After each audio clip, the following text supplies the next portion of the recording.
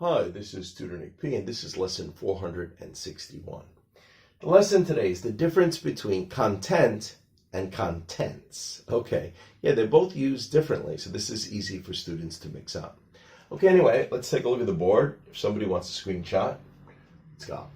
All right, when content is used as a singular noun, it is uncountable. Okay. In this sense, it is often used to refer to the ideas, especially the kind, style, or the quality of the ideas in a piece of written material, movie, song, speech, etc. Okay, let's continue. All right, so here's the first example of this. The content of his speech is deep. The content, so the ideas that in his speech are very deep. They mean something very seriously. Or, we could look at it the opposite way. His speech lacked content. Yes, he repeated the same old ideas, so it didn't have much content in it. All right, we also have another example here. You cannot show that video to your class. It contains adult content. So this is like the kind or the type of content that may not be suitable for students. So yeah, we often see this sometimes advertised before movies. This movie may contain some adult content that's not suitable for minors or young children. Okay, let's continue.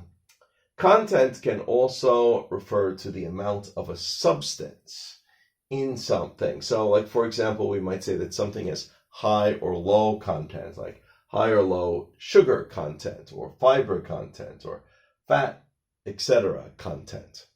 Okay, let's continue. Contents, now with the plural, is used to refer to a list of chapters or a division of material, and is usually lists the pages numbers of each may start on. You may also see it referred to as the table of contents. So this is one of the uses with the S.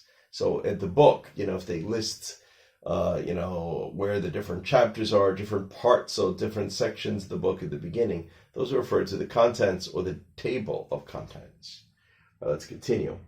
Contents can also refer to everything inside a container. So inside a box, a package, anything like that. So we give one example for this. Customs wants to check the contents of your baggage. So if they stopped you and they want you to open your bag, they want to see what's inside it. They want to check the contents of your baggage. Let's continue. All right, here's one where it's getting a little tricky because this one's somewhat related to ideas too.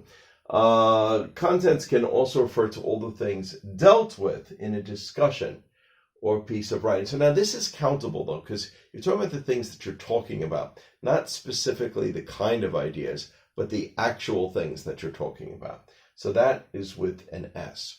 And I gave a few here, where a student might make it wrong. So this is the first one, shows this.